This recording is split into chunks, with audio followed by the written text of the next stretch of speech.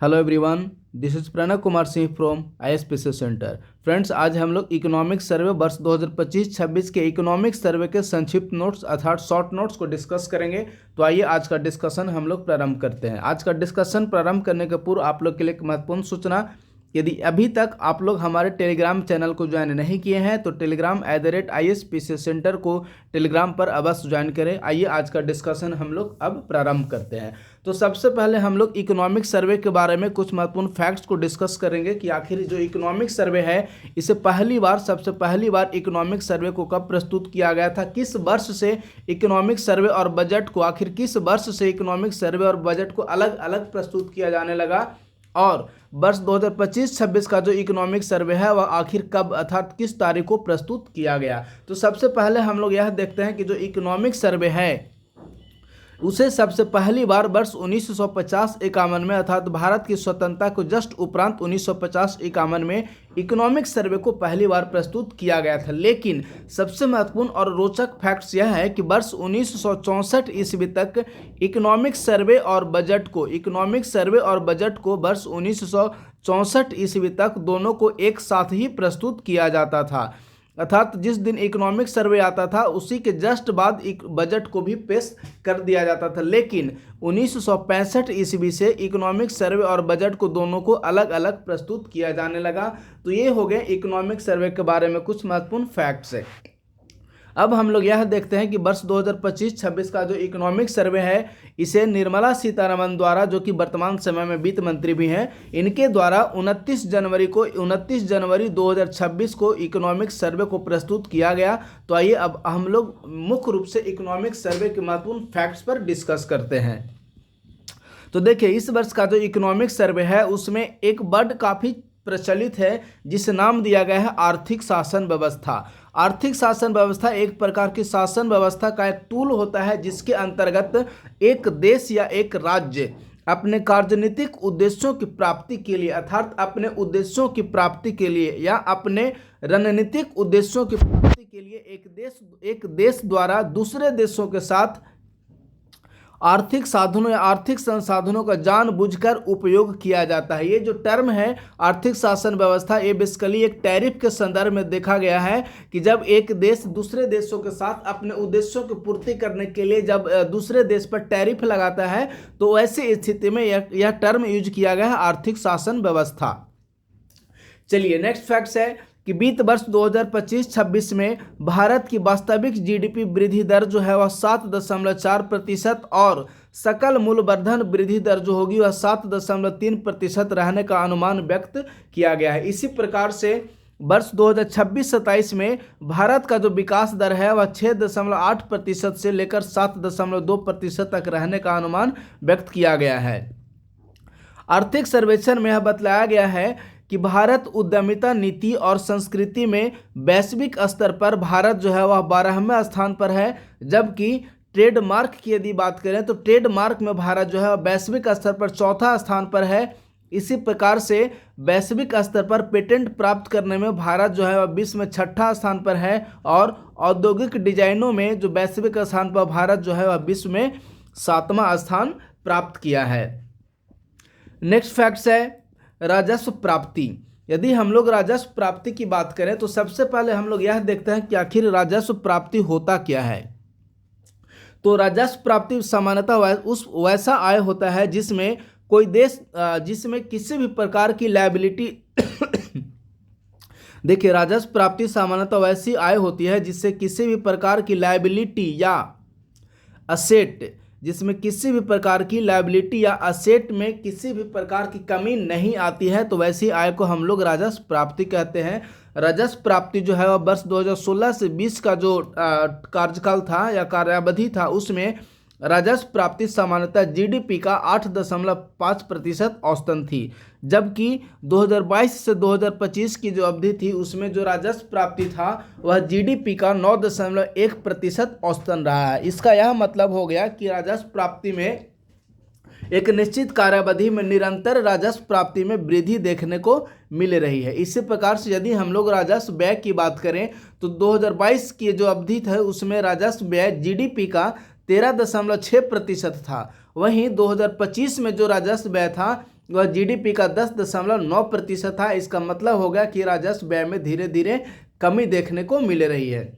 राज्यों का पूंजीगत व्यय वर्ष 2024-25 में 2.4% तक स्थिर करने का लक्ष्य रखा गया है। इसी प्रकार से 2026 तक जो राजकोषीय घाटा है उसे जीडीपी का 4.5% से नीचे लाने का लक्ष्य रखा गया है वर्ष 2026 ईस्वी तक।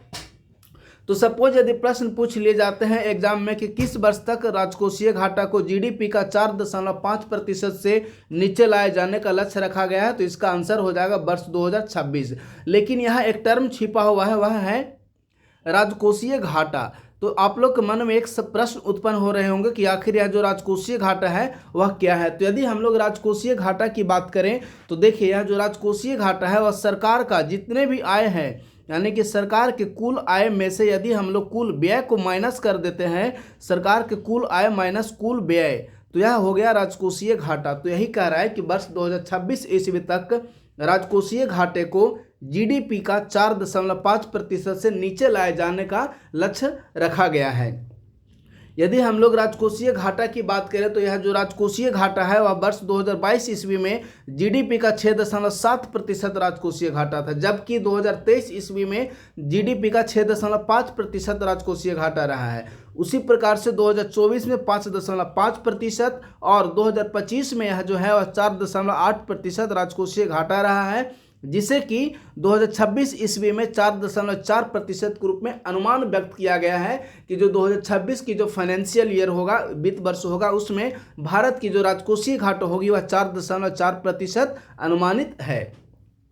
चलिए, इसी प्रकार से हम लोग राजस्व घाटा की बात करते हैं कि आखिर राजस्व घाटा क्या है। देखिए, राजस्व घाटा 2025 ईस्वी में जीडीपी का 1.7% प्राप्त हुआ है राजस्व घाटा, जबकि यह 2026 ईस्वी में 1.5% पर अनुमानित है कि जो राजस्व घाटा होगा वह 2026 ईस्वी में 1.5% होगा जीडीपी का। यदि हम लोग राजस्व घाटा की बात करें कि आखिर राजस्व घाटा क्या है, तो जो राजस्व घाटा है, यदि हम लोग राजस्व प्राप्ति में से कुल राजस्व प्राप्ति में यदि राजस्व व्यय को घटा देते हैं, कुल राजस्व प्राप्ति से यदि राजस्व व्यय को माइनस कर दिया जाए तो यह हो गया राजस्व घाटा। यही कह रहा है कि 2025 में भारत का राजस्व घाटा 1.7% था, जो कि 2026 में 1.5% पर अनुमानित व्यक्त किया गया है। देखिए, हम लोग बात करते हैं अब थोड़ा प्राथमिक घाटा की कि आखिर यह जो प्राथमिक घाटा क्या है। यदि हम लोग प्राथमिक घाटा की बात करें तो जो प्राथमिक घाटा का मतलब होता है कुल राजस्व, ध्यान दीजिए, प्राथमिक घाटा का मतलब होता है कुल राजस्व माइनस कुल व्यय। यदि कुल राजस्व से कुल व्यय को हम लोग माइनस करेंगे तो वह हो जाएगा प्राथमिक घाटा। प्राथमिक घाटा 2026 में 0.8% अनुमानित है, अर्थात 2026 की जो फाइनेंशियल ईयर होगा उसमें प्राथमिक घाटा होगा 0.8%। इसी प्रकार से 2025 में प्राथमिक घाटा 1.3% रही है। नेक्स्ट हम लोग जीडीपी वृद्धि दर की बात करते हैं तो 2021-22 में जीडीपी का जो वृद्धि दर था वह 10.8% रहा है, जबकि 2024-25 में 11.5% रहा है। नेक्स्ट है कि कुल टैक्स में, यानी कि कुल कर में प्रत्यक्ष कर का जो हिस्सा है वह है 55.5% और 2025-26 में 58.8% रहा है। तो ये काफ़ी महत्वपूर्ण फैक्ट्स हैं। नेक्स्ट है कि वित्त वर्ष 2025-26 में आरबीआई ने नेक्स्ट है कि वित्त वर्ष 2025-26 में आरबीआई अर्थात रिजर्व बैंक ऑफ इंडिया ने 2.68 लाख करोड़ रुपए का अधिशेष केंद्र सरकार को हस्तांतरित किया है। अर्थात जो आरबीआई है वह अपनी आय में से 2.68 लाख करोड़ रुपया का जो राजस्व है, यानी कि राजस्व सरप्लस है, उसे केंद्र सरकार को हस्तांतरित किया है। नेक्स्ट कह रहा है कि राजस्व व्यय। यदि हम लोग राजस्व व्यय की बात करें तो 2024 में 34.94 लाख करोड़ रुपया भारत का राजस्व व्यय रहा है। उसी प्रकार से 2035 में जो भारत का राजस्व व्यय था वह है 36.04 लाख करोड़ रुपया भारत का राजस्व व्यय रहा है 2025 में, जबकि 2026 में राजस्व व्यय 39.44 लाख करोड़ रुपया 2036 में राजस्व व्यय अनुमानित है। इसी प्रकार से यदि अब हम लोग जीडीपी वृद्धि दर की बात करते हैं तो ध्यान दीजिए 2024-25 में भारत का जीडीपी वृद्धि दर जो है वह 6.5% रहा है, जबकि 2025-26 में भारत का जीडीपी वृद्धि दर 7.4% रहा। इसी प्रकार से यदि हम लोग बात करें 2026-27 में, तो 2026-27 में भारत का जो जीडीपी वृद्धि दर है वह 6.5 से लेकर 7.2% के बीच अनुमानित है। अर्थात भारत की जो वृद्धि दर होगी वह 6.5% से 6.7% के बीच रहेगी। चलिए नेक्स्ट फैक्ट्स है कि रेलवे द्वारा अर्थात भारतीय रेलवे द्वारा एक वर्ष में जितनी भी आय प्राप्त की जाती है उसके अंतर्गत 68% जो योगदान है, अर्थात उस आय का सपोज यदि भारतीय रेलवे द्वारा किसी भी वित्त वर्ष में 100 रुपये की आय प्राप्त की जाती है तो उसमें से 68 रुपये की जो आय है वो सिर्फ और सिर्फ माल ढुलाई यानी कि कार्गो वाहनों से प्राप्त की जाती है। अर्थात रेलवे की कुल आय में 68% का योगदान माल ढुलाई से प्राप्त होता है। नेक्स्ट है केंद्र से राज्यों को प्राप्त अंशदान। देखिए केंद्र सरकार द्वारा समय समय पर राज्य सरकारों को एक निश्चित धनराशि प्रदान की जाती है अंशदान के रूप में। तो वही कह रहा है कि केंद्रीय करों में राज्यों का जो हिस्सा है वह वर्ष 2025 में 12.9% था, 12.9 लाख करोड़ रुपया था, जो 2026 ईस्वी में बढ़कर 14.2 लाख करोड़ रुपया हो गया है। और केंद्र प्रायोजित योजनाओं के लिए जो 4 लाख करोड़ रुपया की राशि वर्ष 2025 ईस्वी में केंद्र सरकार द्वारा राज्यों को प्रदान की गई थी वह वर्ष 2026 ईस्वी में बढ़कर 5.3 लाख करोड़ रुपया हो जाएगा। और वित्त आयोग का जो अंशदान था वो तो निर्धारित था कि 1.3% की राशि केंद्र सरकार राज्यों को प्रदान करेगी। तो वित्त आयोग के लिए 1.3% की राशि वर्ष 2026 में भी और वर्ष 2025 में भी 1.3% की राशि वित्त आयोग का अनुदान के रूप में केंद्र सरकार द्वारा राज्यों को प्रदान किया गया। नेक्स्ट फैक्ट्स है कि 15वें वित्त आयोग ने वित्त वर्ष 2026-27 के लिए राज्यों हेतु जीएसडीपी का 3% अर्थात निबल उधारी सीमा निर्धारित की है। देखिए इसका मतलब यह हुआ कि कोई भी राज्य जो है वह अपने जीडीपी का टोटल 3% तक की राशि ही उधार प्राप्त कर सकते हैं। यानी कि सपोज यदि किसी भी राज्य का 100 रुपया है वह जीडीपी है तो उस 100 रुपये में से अधिकतम 3 रुपये की जो राशि होगी वही राशि उधार के रूप में राज्य सरकारों द्वारा प्राप्त की जा सकती है। तो यह हो गया 15वें वित्त आयोग द्वारा यह सिफारिश किया गया था कि वर्ष 2026-27 के लिए राज्यों हेतु जीएसडीपी का जो 3% की जो सीमा है उसे निबल उधारी सीमा के रूप में निर्धारित किया गया है। और विद्युत क्षेत्र के लिए जीएसडीपी का 0.5% ही निर्धारित है। यानी कि विद्युत क्षेत्र में अब संरचनात्मक विकास के लिए एक राज्य सरकार द्वारा मैक्सिमम अधिकतम अपने जीडीपी का 0.5% की राशि ही अपने जीडीपी का विद्युत क्षेत्र में अब संरचनात्मक विकास के लिए उधार लिया जा सकता है। नेक्स्ट फैक्ट है कि वित्त वर्ष 2031-32 तक केंद्र सरकार का ऋण जीडीपी अनुपात जो होगा वह लगभग 50% करने का लक्ष्य रखा गया है केंद्र सरकार द्वारा। किस वर्ष तक? तो वर्ष 2031-32 ईस्वी तक केंद्र सरकार द्वारा यह लक्ष्य रखा गया है कि वर्ष 2031-32 ईस्वी का जो फाइनेंशियल ईयर होगा उसमें भारत का ऋण जीडीपी अनुपात है वह लगभग 50% कर दिया जाएगा। 2003 ईस्वी में एफआरबीएम एक्ट आया। देखिए काफ़ी महत्वपूर्ण फैक्ट है प्रारंभिक परीक्षा के दृष्टिकोण से कि एफआरबीएम एक्ट है उसे एफआरबीएम अधिनियम को किस वर्ष लाया गया? तो एफआरबीएम अधिनियम जो है वह 2003 ईस्वी में आया था। नेक्स्ट फैक्ट है कि राजकोषीय प्रतिक्रिया फलन का सिद्धांत। देखिए इकोनॉमिक सर्वे का जब आप डिटेल अध्ययन करेंगे तो उसमें एक टर्म यूज किया गया है वह है राजकोषीय प्रतिक्रिया फलन का थ्योरी। यह जो टर्म है वह हेनिंग बॉन द्वारा प्रस्तुत किया गया था। अर्थात राजकोषीय प्रतिक्रिया फलन का सिद्धांत किनके द्वारा दिया गया है? तो है हेनिंग बॉन द्वारा राजकोषीय प्रतिक्रिया फलन का सिद्धांत दिया गया है। नेक्स्ट है कि वित्त वर्ष 2024 में सरकारी निवेश जो था वह जीडीपी का 4% रहा है। काफ़ी महत्वपूर्ण फैक्ट्स है एग्जाम के दृष्टिकोण से कि वित्त वर्ष 2024-25 में सरकारी निवेश की जो सीमा थी वह जीडीपी का 4% ही रहा है। अर्थात केंद्र सरकार द्वारा अपने जीडीपी का टोटल लगभग 4% खर्च किया गया है सरकारी निवेश के रूप में। नेक्स्ट है रीजनल रूरल बैंक के संदर्भ में क्षेत्रीय ग्रामीण बैंक। केंद्र सरकार द्वारा अब यह निर्धारित कर दिया गया है कि प्रत्येक राज्य में एक ही प्रकार के क्षेत्रीय ग्रामीण बैंक होंगे। इसी कारण वर्तमान समय में क्षेत्रीय ग्रामीण बैंकों की संख्या भारत में टोटल 28 हो गई है। नेक्स्ट है वित्तीय समावेशन सूचकांक। यदि हम लोग वित्तीय समावेशन सूचकांक की बात करें फ्रेंड्स, तो यह जो वित्तीय समावेशन सूचकांक है इसे केंद्र आरबीआई द्वारा, रिजर्व बैंक ऑफ इंडिया द्वारा जारी किया जाता है।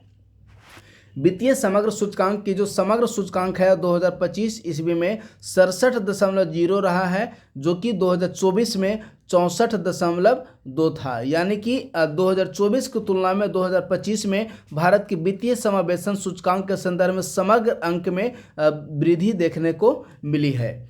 नेक्स्ट है प्रतिभूति बाजार संहिता। यदि हम लोग प्रतिभूति बाजार संहिता की 2025 की चर्चा करें तो ध्यान दीजिए, यह काफ़ी महत्वपूर्ण फैक्ट्स है कि प्रतिभूति बाजार संहिता को लोकसभा में 18 दिसंबर 2025 को कब प्रस्तुत किया गया, तो 18 दिसंबर 2025 को लोकसभा में प्रतिभूति बाजार संहिता को प्रस्तुत किया गया। यह जो प्रतिभूति बाजार संहिता है वह मुख्य रूप से प्रतिभूति संविदा अधिनियम 1956, सेबी अधिनियम 1992 और निक्षेपागार अधिनियम 1996 का स्थान लेगा। यानी कि प्रतिभूति बाजार संहिता 2025 को प्रतिभूति संविदा अधिनियम 1956, सेबी अधिनियम 1992 और निक्षेपागार अधिनियम 1996 के स्थान पर प्रतिभूति बाजार संहिता 2025 को लाया गया है। अब देखिए प्रतिभूति बाजार संहिता के जो है वह उसके संदर्भ में एक टर्म यूज किया गया है सेबी। इसे आप लोग सारे लोग परिचित होंगे सेबी के संदर्भ में। जो सेबी है वह भारत का एक अर्ध न्यायिक निकाय है। कैसा, तो अर्ध न्यायिक निकाय है।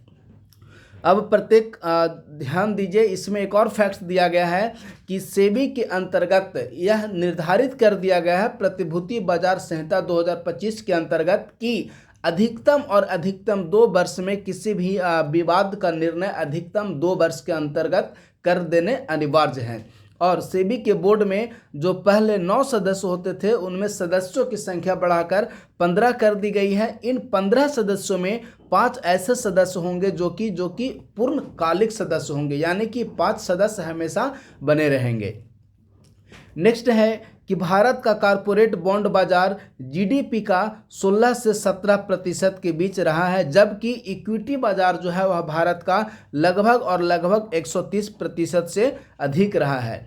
एक पोर्टल है रिक्वेस्ट फॉर कोट पोर्टल। यह जो रिक्वेस्ट फॉर कोट पोर्टल है उसे सेबी द्वारा प्रारंभ किया गया है।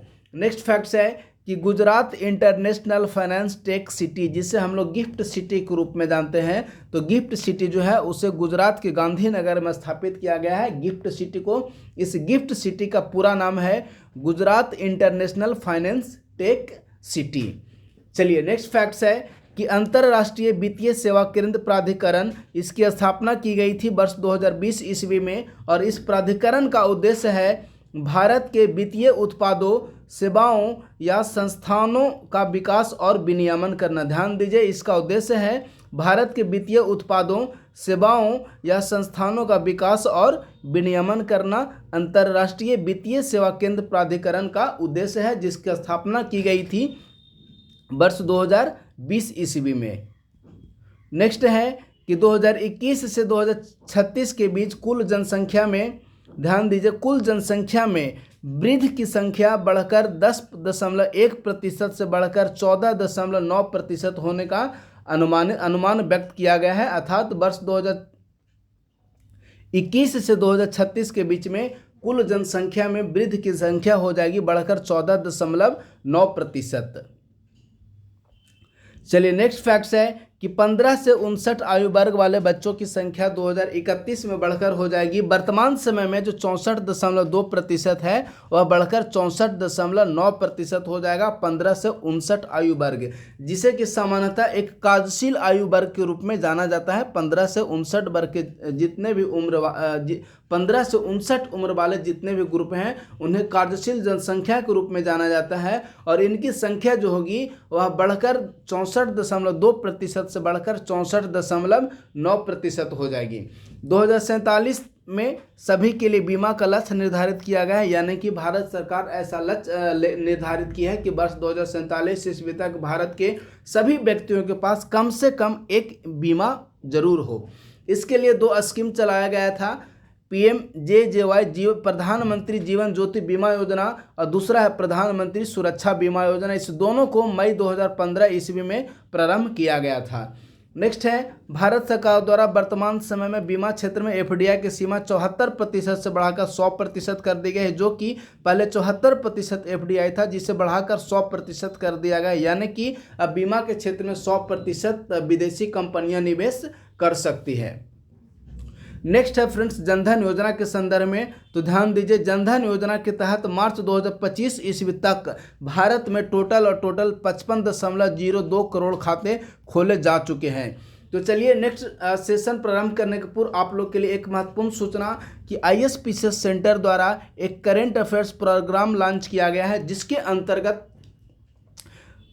प्रत्येक महीने का प्रतियोगिता दर्पण मैगजीन का शॉर्ट नोट्स, परीक्षा मंथन मैगजीन का शॉर्ट नोट्स, प्रत्येक महीने के बिहार करेंट अफेयर्स, इसके अलावा पीआईबी नोट्स उपलब्ध करवाए जाएंगे। और इस ग्रुप की जो वैलिडिटी होगी इसे 72 बीपीएससी का प्रीलिम्स एग्जाम तक उपलब्ध करवाए जाएंगे, जिसके अंतर्गत एईडीओ एग्जाम भी कवर हो जाएंगे। बिहार एसएससी और एनटीपीसी के संदर्भ में जितने भी एग्जाम हैं उस सारे एग्जाम कवर हो जाएंगे। इसके लिए टोटल चार्ज रखा गया है 399। आपको पेमेंट करना है, 2 नंबर दिया गया है पेमेंट करने के लिए। पहला नंबर है 8375934036 और दूसरा नंबर है 9870564701। ये 2 में से किसी भी एक नंबर पर आप लोग गूगल पे, फ़ोन पे या पेटीएम से पेमेंट करने के उपरांत इसी 2 में से किसी एक नंबर पर आप लोग पेमेंट का स्क्रीनशॉट व्हाट्सअप कर देंगे। व्हाट्सअप करने के उपरांत आपको पेड बैच में ऐड कर दिया जाएगा। चलिए नेक्स्ट फैक्ट्स है भारत का कुल निर्यात। यदि हम लोग भारत का कुल निर्यात की बात करें तो ध्यान दीजिए वर्ष 2025 में जो भारत का कुल निर्यात था वह 825.3 बिलियन डॉलर रहा है, जब जो कि 2024 की तुलना में 6.1% के निर्यात में वृद्धि देखने को मिली है। जबकि यदि हम लोग कुल आयात की बात करें तो वर्ष 2025 में 919.9 बिलियन डॉलर भारत का कुल आयात रहा है। नेक्स्ट है कि वैश्विक वस्तु निर्यात में भारत की जो भागीदारी है वह 1.8% है, जिसमें कि 1% की वृद्धि देखने को मिली है। सेवाओं के निर्यात में भारत की वैश्विक भागीदारी है 4.3%, जो कि पिछले वर्ष था 2% और बढ़कर 2025 में यह 4.3% हो गया। इसी प्रकार से वैश्विक वस्तु निर्यात में भारत की जो भागीदारी है वह 1% से बढ़कर 1.8% हो गया है। नेक्स्ट है भारत को रेमिटांस प्राप्त यानी कि कुल प्रेषण जो प्राप्त हुए हैं वह विश्व में सर्वाधिक प्राप्त हुआ है, जो कि 135.4 अरब डॉलर है। भारत को कुल रेमिटेंस प्राप्त हुए हैं। यह यदि 135.4 अरब डॉलर की बात करें तो ध्यान दीजिए यह जो 135.4 अरब डॉलर है वह भारत के कुल जीडीपी का लगभग 3.5% है। नेक्स्ट अब हम लोग बात करते हैं राजस्व प्राप्ति के संदर्भ में। यदि हम लोग 2024-25 में राजस्व प्राप्ति की बात करें तो 2024-25 में जो राजस्व प्राप्ति था वह है 30,36,429 रुपया, जो कि राजस्व प्राप्ति है 9.2%। इसी प्रकार से यदि हम लोग राजस्व व्यय की बात करें तो राजस्व व्यय है 10.9%। 2024-25 की मैं बात कर रहा हूँ, 2024-25 में भारत का कुल राजस्व व्यय रहा है 10.9%। राजस्व घाटा की यदि बात करें तो कुल राजस्व घाटा रहा है 1.7%, राजकोषीय घाटा है 4.8% और प्राथमिक घाटा है 1.4%। इसी प्रकार से यदि हम लोग राजस्व प्राप्ति की बात करें तो राजस्व प्राप्ति रहा है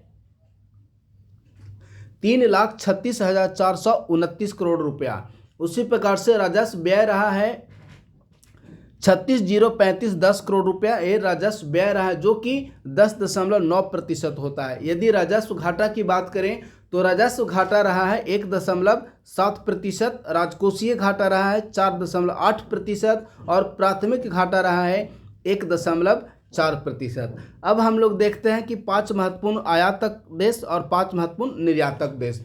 यदि हम लोग आयात की बात करें तो भारत से सबसे ज़्यादा भारत में आयात किया गया है चाइना से। उसके बाद दूसरा नंबर पर सबसे ज़्यादा आयात किया गया है यूएई से। तीसरा नंबर पर सबसे ज़्यादा आयात किया गया है रसिया से। चौथा नंबर पर आयात किया गया है अमेरिका से और 5वां नंबर पर आयात किया गया है सऊदी अरब से। जबकि यदि हम लोग निर्यात की बात करें कि भारत के 5 सर्वाधिक निर्यात करने वाले 5 देश, तो पहला स्थान पर है अमेरिका, दूसरा स्थान पर है यूएई, तीसरा स्थान पर है नीदरलैंड, चौथा स्थान पर है चाइना और पांचवा स्थान पर है यूके। इन पांच देशों को भारत द्वारा सर्वाधिक निर्यात किया गया है, जबकि भारत में जो आयात किया गया है सबसे पहला स्थान है चाइना, यानी कि भारत में सबसे ज़्यादा चीन से आयात किया गया है। दूसरा नंबर पर है यूएई, तीसरा नंबर पर है रूस, चौथा नंबर पर है अमेरिका और पांचवा नंबर पर सबसे ज़्यादा आयात किया गया है सऊदी अरब से। तो ये फैक्ट्स हो गया आयात एवं निर्यात के संबंध में। अब हम लोग चर्चा करते हैं फॉरेक्स रिजर्व के बारे में। तो 2025-26 ईस्वी में जो 16 जनवरी 2026 ईस्वी तक का जो लेटेस्ट डाटा आया है कि 16 जनवरी 2026 ईस्वी तक भारत का कुल फॉरेक्स रिजर्व है 701.4 billion dollar total forex reserve है, जो कि 2025 में 341.6 billion dollar total forex reserve था। और यह 2025-26 में 16 जनवरी 2026 तक कुल फॉरेक्स रिजर्व रहा है 701.4 बिलियन डॉलर का। नेक्स्ट है कि ग्रीनफील्ड निवेश घोषणाओं की यदि बात किया जाए तो ग्रीनफील्ड निवेश घोषणाओं में भारत जो है वह वैश्विक स्तर पर चौथा स्थान प्राप्त किया है। हरित क्षेत्र में डिजिटल निवेश प्राप्त करने वाला विश्व का जो भारत है वह पहला देश है, यानी कि सर्वाधिक डिजिटल निवेश प्राप्त करने वाला विश्व में भारत का पहला स्थान है हरित क्षेत्र के संदर्भ में। 2024-25 ईस्वी में जहां ब्राजील ने 23 बिलियन डॉलर का ही निवेश प्राप्त किया है, तो वहीं भारत ने 114 बिलियन डॉलर का निवेश प्राप्त किया, जो कि विश्व में सर्वाधिक है। यानी कि हरित क्षेत्र में डिजिटल निवेश प्राप्त करने वाला भारत विश्व में पहला स्थान प्राप्त करता है। यदि हम लोग एफडीआई प्राप्ति की बात करें तो फिजिकल ईयर वित्त वर्ष 2025 में भारत को टोटल 81 बिलियन डॉलर की कुल एफडीआई प्राप्त हुआ। कितना? 81 बिलियन डॉलर का। यदि हम लोग भारत के बाह्य ऋण की बात करते हैं तो ध्यान दीजिए वित्त वर्ष 2015 में भारत का जो बाह्य ऋण 23.8% था भारत के टोटल जीडीपी का, वहीं बढ़कर 2025 में 19.2% हो गया है भारत के टोटल जीडीपी का। यानी कि बाह्य ऋण के मामलों में देखा जाए तो 2015 की तुलना में 2025 में बाह्य ऋण के मामलों में कमी देखने को मिली है, क्योंकि 2015 ईस्वी में बाह्य ऋण था जीडीपी का 23.8%, वो 2025 ईस्वी में घटकर हो गया 19.2%। इसी प्रकार से यदि हम लोग करेंट अकाउंट डेफिसिट की बात करें तो current account deficit fiscal year 2015 में 1.32% था, जो 2026 ईस्वी के पहले क्वार्टर में घटकर 0.8% हो गया है करेंट अकाउंट डेफिसिट। नेक्स्ट है BBGRAMG विधेयक 2025। ये विधेयक है वह सामान्यतः मनरेगा कानून का स्थान प्राप्त करेगा। BBG-रामजी विधेयक। देखिए यदि हम लोग इस विधेयक की चर्चा करें तो विकसित भारत रोजगार एवं आजीविका गारंटी मिशन अधिनियम 2025, इसे मैं थोड़ा जूम कर लेता हूं। कह रहा है कि विकसित भारत रोजगार एवं आजीविका गारंटी मिशन 2025 अधिनियम ग्रामीण रोजगार गारंटी व्यवस्था के आधुनिकीकरण, जवाबदेही को सुदृढ़ करने तथा रोजगार सृजन को दीर्घकालिक अवसंरचना और जलवायु सहनशीलता लक्ष्यों के अनुरूप संरेखित करने के उद्देश्य से किया गया एक व्यापक विधायी पुनर्संयोजन है। यह नया अधिनियम MGNREGA अर्थात मनरेगा की तुलना में एक महत्वपूर्ण उन्नयन का प्रतिनिधित्व करता है, जो संरचनात्मक कमियों को दूर करते हुए रोजगार, पारदर्शिता, योजना निर्माण और जवाबदेही को और अधिक सशक्त बनाता है। यानी कि इस स्कीम के अंतर्गत मुख्य रूप से 4 क्षेत्रों पर ज़्यादा फोकस किया गया है। पहला रोजगार, दूसरा पारदर्शिता, तीसरा योजना निर्माण और चौथा जवाबदेही। अब देखिए इस स्कीम के अंतर्गत मनरेगा में जो पूर्व में प्रति ग्रामीण परिवार को 100 दिन का रोजगार प्रदान किया जाता था, वहीं विकसित भारत जी-रामजी विधेयक के अंतर्गत प्रत्येक ग्रामीण परिवार को प्रति वर्ष 125 दिन की अकुशल मजदूरी रोजगार की वैधानिक गारंटी प्रदान की गई। यानी कि एक वर्ष में 125 दिन का रोजगार कम से कम प्रदान किया जाना आवश्यक है। नेक्स्ट है मनरेगा के अंतर्गत जो सीमित रणनीतिक फोकस के साथ बहुविध और वितरित कार्य श्रेणियाँ प्रदान की जाती थी, वहीं विकसित भारत जी-रामजी विधेयक के अंतर्गत जल सुरक्षा, ग्रामीण अवसंरचना, आजीविका तथा अत्यधिक मौसम की घटनाओं से निपटने और आपदा तैयारी हेतु जलवायु लचीलापन कार्यों पर केंद्रित किया जाएगा। यानी कि विकसित भारत जी रामजी विधेयक के अंतर्गत मुख्य रूप से जल सुरक्षा, ग्रामीण अवसंरचना, आजीविका और अत्यधिक मौसम की घटनाओं यानी कि आपदा तैयारी करने के संबंध में अवसंरचनात्मक विकास पर कार्य किया जाएगा। देखिए, इसके अंतर्गत जो एक और महत्वपूर्ण फैक्ट्स है वह यह शामिल किया गया है कि मनरेगा के अंतर्गत जहां बेरोजगारी भत्ता के रूप में निर्धारित समय अवधि के भीतर रोजगार उपलब्ध न कराए जाने की स्थिति में देय होता था, वहीं विकसित भारत जी रामजी विधेयक के अंतर्गत भी यह प्रावधान किया गया है कि निर्धारित समय अवधि के भीतर यदि रोजगार उपलब्ध नहीं हो पाता है तो ऐसी स्थिति में उन्हें बेरोजगारी भत्ता प्रदान किया जाएगा।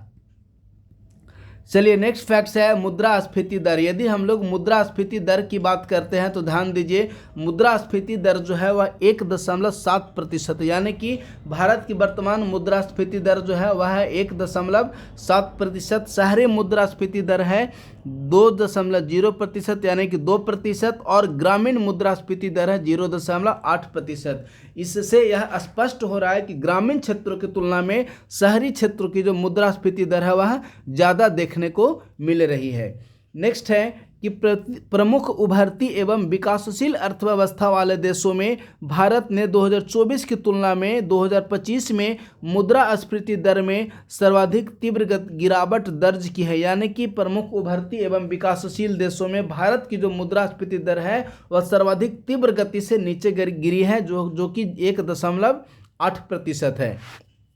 नेक्स्ट, अब हम लोग बात करते हैं PLI स्कीम के संदर्भ में। इसे अप्रैल 2020 ईस्वी में केंद्र सरकार द्वारा प्रारंभ किया गया था, जिसका उद्देश्य घरेलू विनिर्माण और निर्यात को बढ़ावा देने के लिए अप्रैल 2020 ईस्वी में केंद्र सरकार द्वारा PLI स्कीम को प्रारंभ किया गया था। इस स्कीम के अंतर्गत वर्तमान समय में 14 प्रकार के क्षेत्रों को शामिल किया गया है।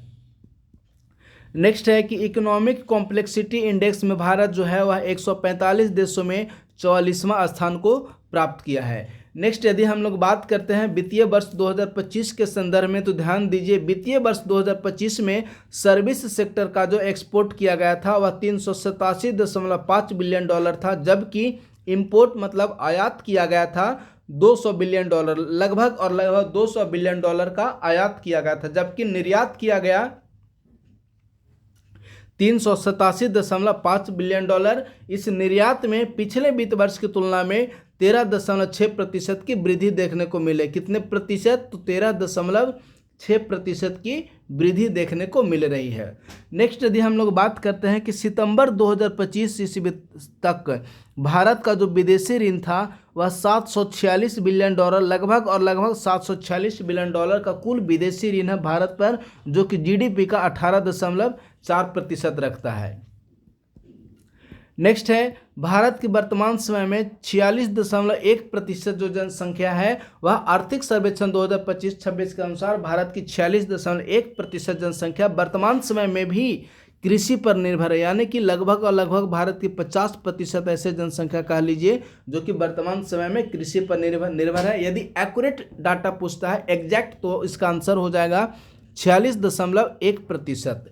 चलिए, कृषि के विकास के लिए केंद्र सरकार द्वारा एक अम्ब्रेला योजना प्रारंभ किया गया है। इस अम्ब्रेला योजना के अंतर्गत मुख्य रूप से 8 योजनाओं को शामिल किया गया है, जिसे कि संपूर्ण योजनाओं को मिलाकर उसका नाम दिया गया है कृषि उन्नति योजना। इस कृषि उन्नति योजना के अंतर्गत मुख्य रूप से 8 प्रकार की योजनाओं को शामिल किया गया है, जिसमें राष्ट्रीय बागवानी विकास मिशन, राष्ट्रीय खाद्य सुरक्षा एवं पोषण मिशन, कृषि विस्तार पर उप मिशन, डिजिटल कृषि मिशन, राष्ट्रीय खाद्य तेल मिशन तिलहन के क्षेत्र में, राष्ट्रीय खाद्य तेल मिशन पाम ऑयल के क्षेत्र में, कृषि विपणन पर एकीकृत योजना और mission organic value chain development. ये जो 8 प्रकार की योजनाएं हैं इन्हें सारे को मिलाकर कृषि उन्नति योजना के रूप में एक अम्ब्रेला योजना को केंद्र सरकार द्वारा प्रारंभ किया गया है।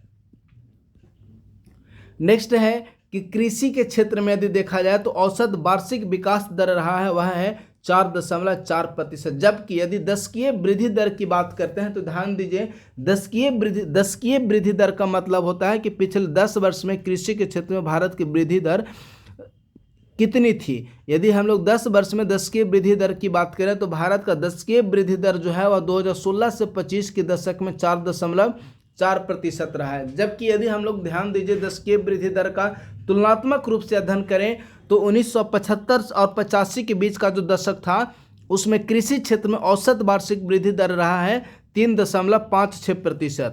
1985 से 95 में दशकीय वृद्धि दर था 3.19%। 1995 से 2005 में दशकीय वृद्धि दर रहा है 2.43%। 2005 से 2015 में दशकीय वृद्धि दर था 3.42%। और 2015 से 2025 में कृषि के क्षेत्र में कृषि का दशकीय वृद्धि दर रहा है 4.45%। जबकि यदि हम लोग कृषि में औसत वार्षिक वृद्धि दर की बात करें तो वह रहा है 4.4%। कुल खाद्यान्न उत्पादन की बात किया जाए तो वर्ष 2025 में कुल खाद्यान्न उत्पादन हुआ है 3,577,3 लाख मीट्रिक टन कुल खाद्यान्न का उत्पादन किया गया है, जो कि वर्ष 2024 की तुलना में कुल खाद्यान्न उत्पादन में 254.3 लाख मीट्रिक टन की वृद्धि देखने को मिल रही है। यदि हम लोग सर्विस सेक्टर में सेवा क्षेत्र में एफडीआई प्राप्ति की बात किया जाए तो ध्यान दीजिए, सबसे पहले हम लोग सर्विस सेक्टर की बात करते हैं, सेवा क्षेत्र की बात करते हैं। तो सेवा क्षेत्र जो है भारत के कुल रोजगार का 51.7% कवर करता है, यानी कि 51.7% भारत के रोजगार जो है वह सिर्फ और सिर्फ सर्विस सेक्टर द्वारा प्रदान किया जा रहा है। यदि शहरी रोजगार में सर्विस सेक्टर की बात किया जाए तो शहरी रोजगार में 61.9% का योगदान करता है सर्विस सेक्टर। अब हम लोग बात करते हैं सर्विस सेक्टर में कुल एफडीआई प्राप्ति की। तो सर्विस सेक्टर में सर्वाधिक जो एफडीआई की प्राप्ति हुआ है वह है एनर्जी एवं गैस सप्लाई के मामले में कुल एफडीआई का 47.8% प्राप्त हुआ है। जबकि दूसरा सर्वाधिक प्राप्त हुआ है इंफ्रो एवं कम्युनिकेशन के क्षेत्र में, अर्थात इंफ्रास्ट्रक्चर और कम्युनिकेशन के क्षेत्र में वह है 22% प्राप्त हुआ है। तीसरा सर्वाधिक प्राप्त हुआ है कंस्ट्रक्शन के क्षेत्र में 10.6%। और चौथा प्राप्त हुआ है वह है ट्रांसपोर्टेशन के क्षेत्र में 8.1% प्राप्त हुआ है। सेवा के क्षेत्र में एफडीआई की बात किया जाए तो अब हम लोग बात करते हैं जेन एआई स्टार्टअप की। जेन एआई स्टार्टअप जो है वह 2023 ईस्वी में एआई स्टार्टअप की संख्या मात्र 66 थी, जो 2024 में बढ़कर 240 हो गई और इनकी संख्या वर्ष 2025 में बढ़कर 890 हो गई है। यानी कि एआई के क्षेत्र में स्टार्टअप की संख्या वर्ष 2025 में टोटल 890 है। चलिए नेक्स्ट फैक्ट है पूंजीगत व्यय। यदि हम लोग पूंजीगत व्यय की बात किया जाए तो जो पूंजीगत व्यय है वह भारत का पूंजीगत व्यय वर्ष 2018 ईस्वी में जो 2.63 लाख करोड़ रुपया भारत का पूंजीगत व्यय 2018 ईस्वी में था, वह वर्ष 2026 ईस्वी में बढ़कर 11.21 लाख करोड़ रुपया हो गया है। तो यह हो गया पूंजीगत व्यय के बारे में। नेक्स्ट है आधारभूत अवसंरचनाओं के संदर्भ में यदि हम लोग बात करें तो ध्यान दीजिए, वर्तमान समय में भारत में जो राष्ट्रीय राजमार्ग की संख्या है वह 1,46,572 किलोमीटर भारत में वर्तमान समय में राष्ट्रीय राजमार्ग है, जो कि 2014 ईस्वी में 91,287 किलोमीटर का राष्ट्रीय राजमार्ग था 2014 ईस्वी में, जो बढ़कर 2026 ईस्वी में 1,46,572 किलोमीटर हो गया। इन 2014 से लेकर 2026 तक यानी कि लगभग पिछले एक दशक में भारत में राष्ट्रीय राजमार्ग की संख्या में 60% की वृद्धि देखने को मिल रही है। हाई स्पीड कॉरिडोर की यदि बात किया जाए तो वर्तमान समय में जो हाई स्पीड कॉरिडोर है वह 5,364 किलोमीटर है। भारत में लगभग 100% रेलवे क्षेत्र का विद्युतीकरण हो गया है। यदि एग्जैक्ट डाटा की बात किया जाए तो 99.1% रेल नेटवर्क का भारत में विद्युतीकरण हो चुका है। ये सारे जो फैक्ट्स हैं इकोनॉमिक सर्वे 25-26 से लिए गए हैं। नेक्स्ट है भारत जो है वह विश्व का तीसरा सर्वाधिक बड़ा विमानन बाजार रहा है। इसके अलावा जो नेक्स्ट फैक्ट है वह कह रहा है कि वर्ष 2026-27 का जो वित्तीय वर्ष होगा, इस वित्तीय वर्ष में केंद्र सरकार द्वारा यह लक्ष्य रखा गया है कि वर्ष 2026-27 के वित्तीय वर्ष में 10,000 किलोमीटर राष्ट्रीय राजमार्ग का निर्माण किया जाएगा। यदि हम लोग वर्तमान समय में हवाई अड्डा की बात करें तो वर्ष 2014 ईस्वी में जो हवाई अड्डा भारत में मात्र 74 थी वह वर्ष 2025 ईस्वी में बढ़कर 164 हवाई अड्डा हो गई है। नेक्स्ट हाई स्पीड कॉरिडोर है। देखिए यदि हम लोग हाई स्पीड कॉरिडोर की बात किया जाए तो ध्यान दीजिए वर्ष 2014 ईस्वी में हाई स्पीड कॉरिडोर 550 किलोमीटर मात्र था, जो 2025 में बढ़कर 5364 किलोमीटर हो गया है। और यह अनुमान व्यक्त किया गया है, यह लक्ष्य रखा गया है कि वर्ष 2033 ईस्वी तक भारत में जो हाई स्पीड कॉरिडोर होगी वह 26,000 किलोमीटर का भारत में हाई स्पीड कॉरिडोर होगा। इसका लक्ष्य रखा गया है वर्ष 2033 ईस्वी तक। नेक्स्ट है नवीकरणीय ऊर्जा। यदि हम लोग नवीकरणीय ऊर्जा की बात करें तो ध्यान दीजिए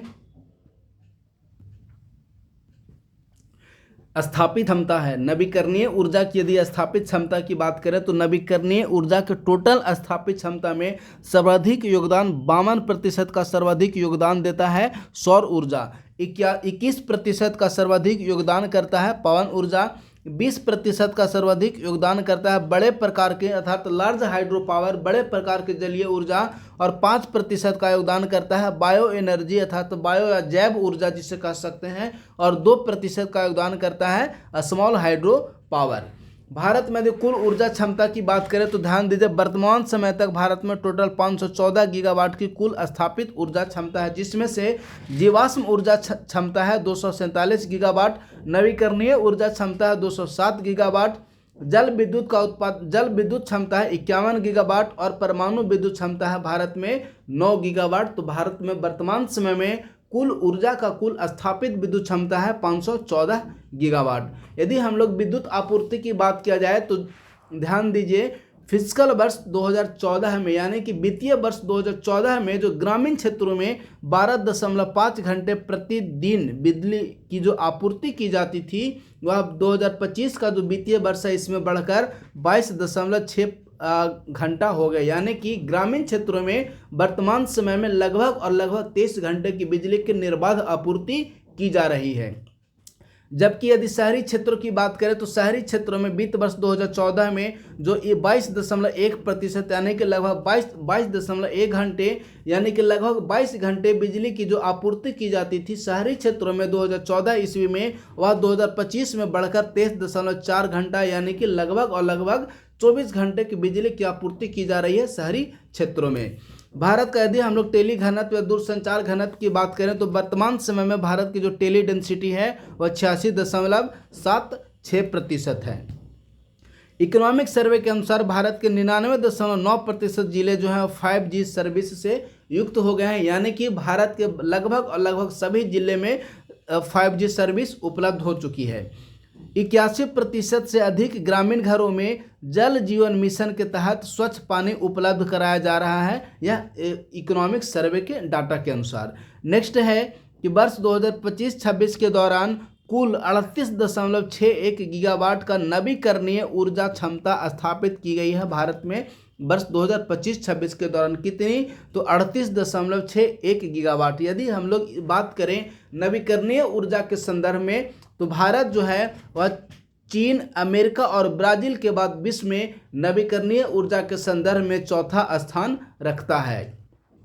इस 38.61 गीगावाट में 30.16 गीगावाट का सौर ऊर्जा क्षमता विकसित की गई है, जबकि पवन ऊर्जा क्षमता जो है 4.47 गीगावाट की पवन ऊर्जा क्षमता है। वहीं 3.24 गीगावाट की जल विद्युत क्षमता और 0.03 गीगावाट की जैव ऊर्जा क्षमता का विकास किया गया है वित्तीय वर्ष 2025-26 में। नेक्स्ट महत्वपूर्ण फैक्ट्स है राष्ट्रीय परमाणु ऊर्जा मिशन। ध्यान दीजिए यह जो राष्ट्रीय परमाणु ऊर्जा मिशन है इसमें यह लक्ष्य रखा गया है कि वित्तीय वर्ष 2025-26 के लिए टोटल 20,000 करोड़ रुपए का बजट आवंटन किया गया था राष्ट्रीय परमाणु ऊर्जा मिशन के अंतर्गत।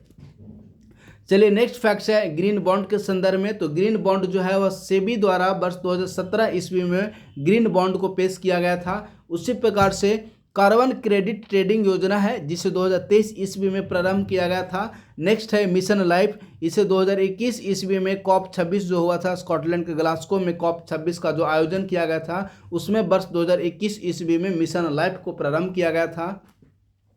नेक्स्ट है सकल नामांकन अनुपात GER, ग्रॉस इनरोलमेंट रेशियो। यदि हम लोग ग्रॉस इनरोलमेंट रेशियो की बात करते हैं तो प्राथमिक वर्ग में 90.9% है, माध्यमिक वर्ग में 78.7% है और उच्च माध्यमिक वर्ग में ग्रॉस इनरोलमेंट रेशियो जो है वह 58.4% है। यदि हम लोग उच्च शिक्षा में FDI की बात करें तो वर्तमान समय में भारत में हायर एजुकेशन में FDI की जो सीमा है वह 100% कर दी गई है।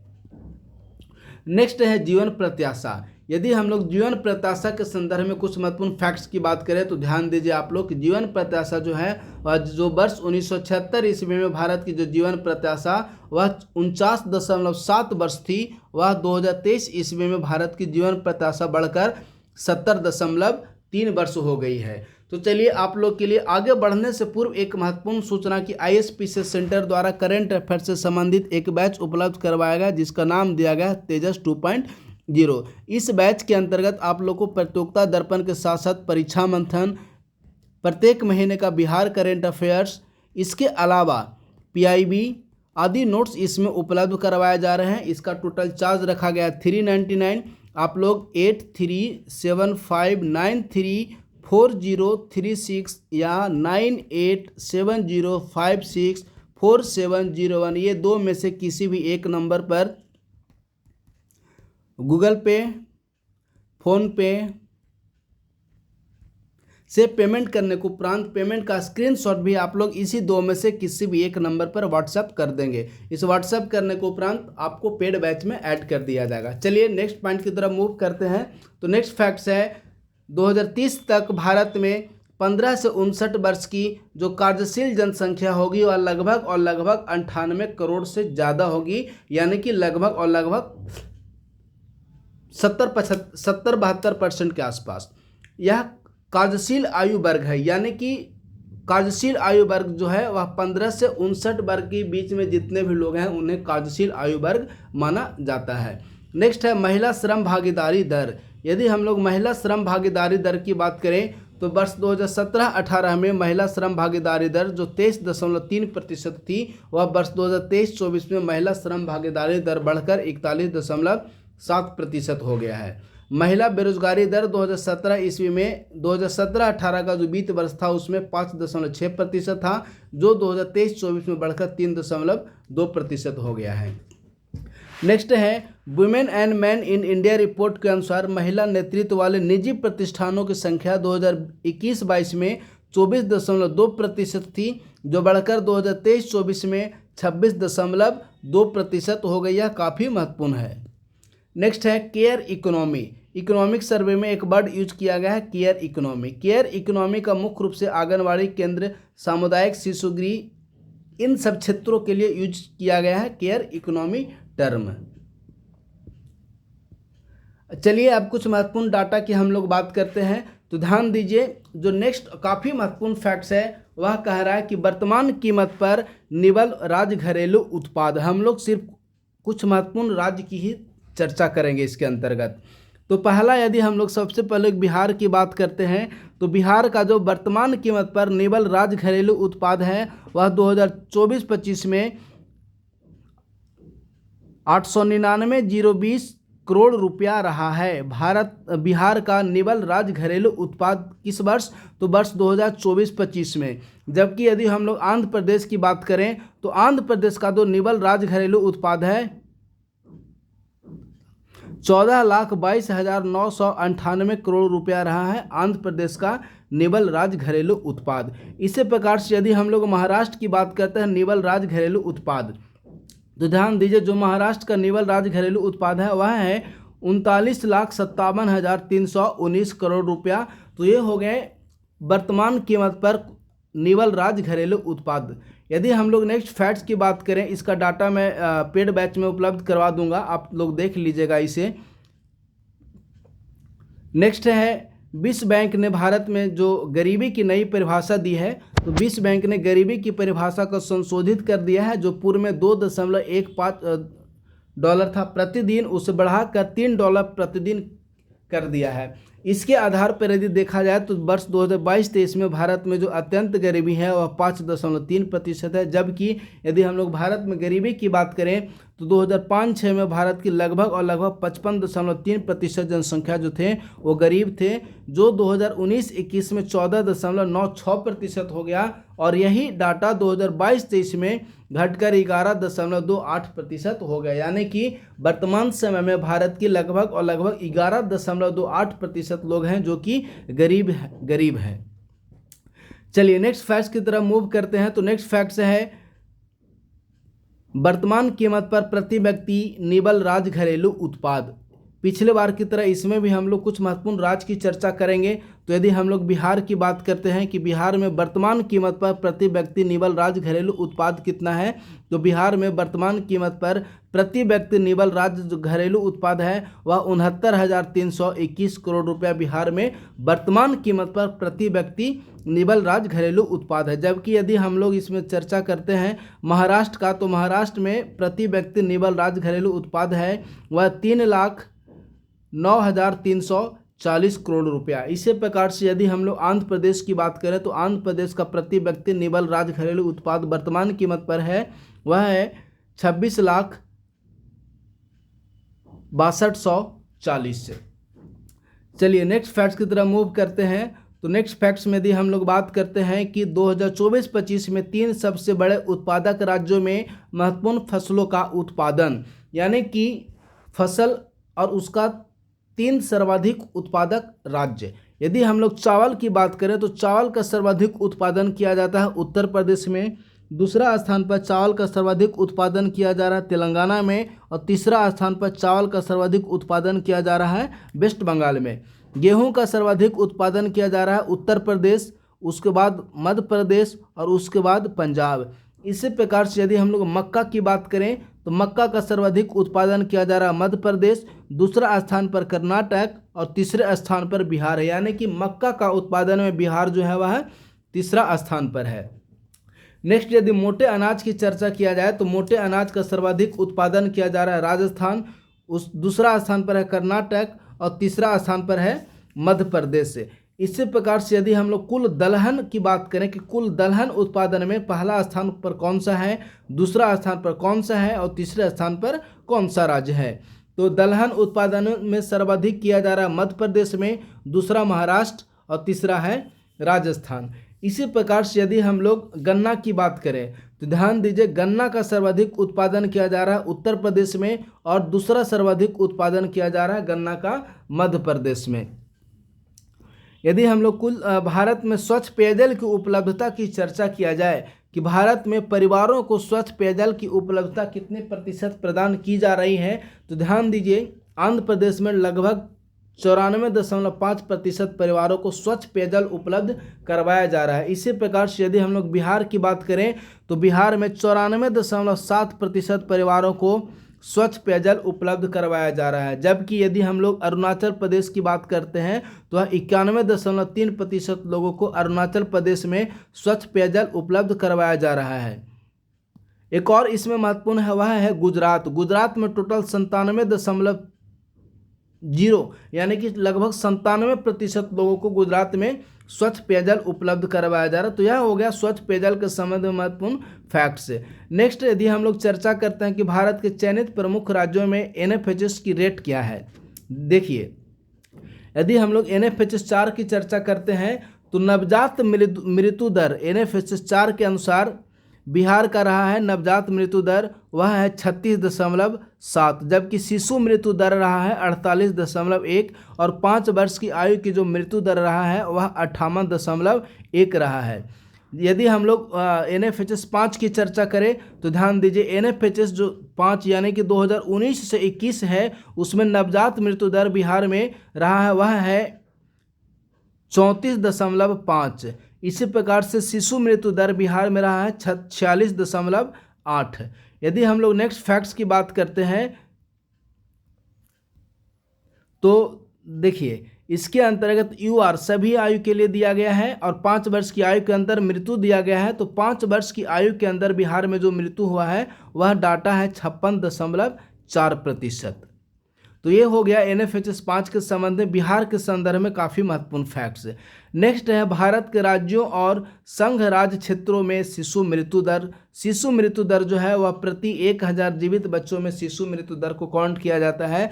तो उसमें हम लोग सिर्फ बिहार का डाटा को देखेंगे। तो बिहार का डाटा जो शिशु मृत्यु दर की यदि हम लोग चर्चा करें तो जो NFHS-4 के अनुसार यह डाटा 48.1 था, वह NFHS-5 में घटकर 46.8 हो गया है। यानी कि बिहार में जो शिशु मृत्यु दर है उनमें कमी देखने को मिली है, क्योंकि NFHS-4 यानी कि 2015 से 16 के बीच का जो पीरियड था उसमें 48.1 था शिशु मृत्यु दर, वह घटकर NFHS-5 यानी कि 19-21 के पीरियड में घटकर 46.8 हो गया है।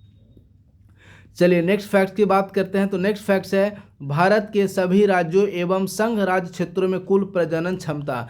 इसमें भी हम लोग सिर्फ बिहार का देखेंगे। तो बिहार का जो कुल प्रजनन क्षमता है वह NFHS-4 के अनुसार जो 3.4 था वह NFHS-5 में घटकर 3% हो गया है। यानी कि कुल प्रजनन दर बिहार का जो है वह NFHS-5 2019-21 के पीरियड में 3% हो गया है। तो इस प्रकार से फ्रेंड्स आज का जो सेशन था वह समाप्त हुआ। आज के सेशन के अंतर्गत हम लोग पूरी तरह से इकोनॉमिक सर्वे 2025-26 के शॉर्ट नोट्स को डिस्कस किए। चलिए तो आज का सेशन को समाप्त करने के लिए आप लोग के लिए पुनः एक महत्वपूर्ण सूचना कि ISPCS सेंटर द्वारा करंट अफेयर्स से संबंधित एक प्रोग्राम प्रारंभ किया गया है जिसे तेजस 2.0 नाम दिया गया है। इस करंट अफेयर्स प्रोग्राम के अंतर्गत जो करंट अफेयर्स प्रदान किया जाएगा वह 72 BPSC की प्रारंभिक परीक्षा, ADO, बिहार SSC और NTPC जैसी परीक्षाओं के लिए काफ़ी महत्वपूर्ण है। इसके अंतर्गत हम लोग प्रत्येक महीने का प्रतियोगिता दर्पण का शॉर्ट नोट्स, प्रतियोगिता दर्पण की जो मैगजीन होगी वह जनवरी 2025 से उपलब्ध करवाया जाएगा। इसके अलावा परीक्षा मंथन मैगजीन का शॉर्ट नोट्स, प्रत्येक महीने का बिहार करेंट अफेयर्स और PIB नोट्स उपलब्ध करवाए जाएंगे। इसके अलावा इसमें हम लोग न्यूज़पेपर का करेंट अफेयर्स को भी ऐड किए हैं, यानी कि न्यूज़पेपर के महत्वपूर्ण करेंट अफेयर्स को भी इसके तहत प्रदान किया जाएगा। इसके लिए टोटल चार्ज रखा गया है 399। आप लोगों को 8375934036 या 9870564701 ये दो में से किसी भी एक नंबर पर पेमेंट करने को उपरांत पेमेंट का जो स्क्रीनशॉट होगा वह इसी दो में से किसी भी एक नंबर पर व्हाट्सअप कर देना है। तदुपरांत आपको करेंट अफेयर्स का पेड बैच में ऐड कर दिया जाएगा। चलिए तो आज का सेशन हम लोग समाप्त करते हैं। बहुत बहुत धन्यवाद।